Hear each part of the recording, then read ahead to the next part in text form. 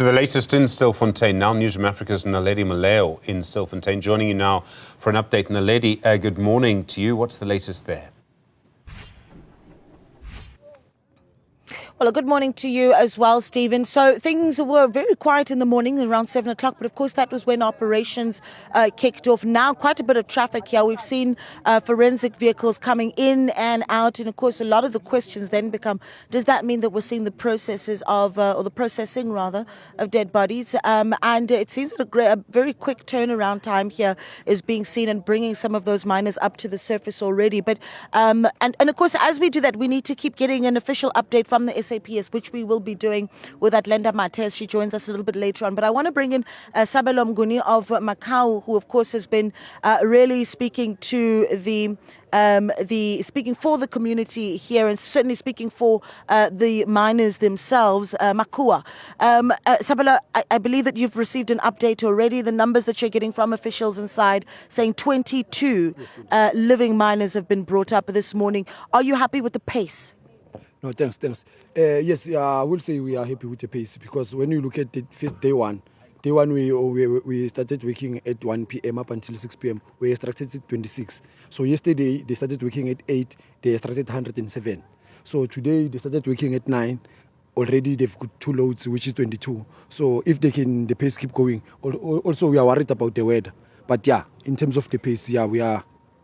I mean, 22 living miners that have been brought to the surface now, just after 11 o'clock already. So you're happy with the pace. But what does it say about what's left behind and who is left behind underground? From those that make it to the surface, is there any information around the numbers that are still underground?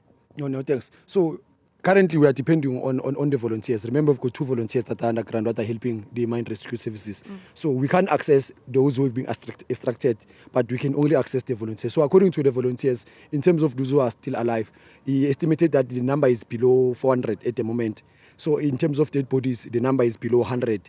Minusing the 60 that was extracted in the previous 2 days. So we are looking at, if one can estimate, we are looking at 350 that are still alive. We are looking at 70 bodies in an estimate. So in terms of bodies, he mentioned that if we work with the pace that we worked with yesterday, we'll finish extracting bodies today, if the pace is faster and the weather permits. In terms of the bodies, they estimate that by Friday will be done. If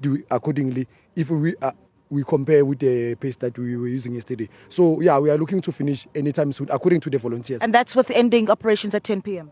Yes, they are ending operations at 10 p.m. Thank you so much, Sabelo Mnguni there of MACUA. And Stephen, just one last issue as we process these numbers. So at this point, of course, here on the ground, here the 22 mine workers have been brought up to the surface as of this morning.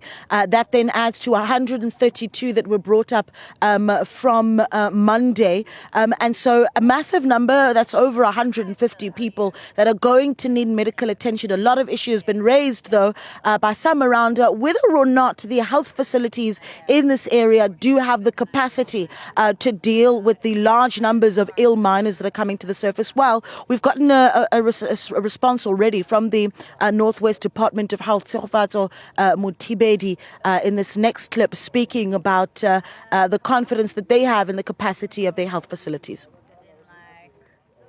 The Department of Health in the Northwest want to caution members of the public against what we see as a disinformation campaign from the ground. We can confirm that as a department, we are ready. We have shared our plan of readiness yesterday with the Minister of Minerals, Gwede Mantashe, and the Minister of Police, Mnguni, following the visit by the MEC Silolehari in Stilfontein. We have identified at least 4 facilities. The main one is Kleksdorp Tsepong Hospital, which is the biggest in the province. As is, we do not have overcrowding as is alleged. We are able to cope with the number or a sizable number of corpses that we're expecting.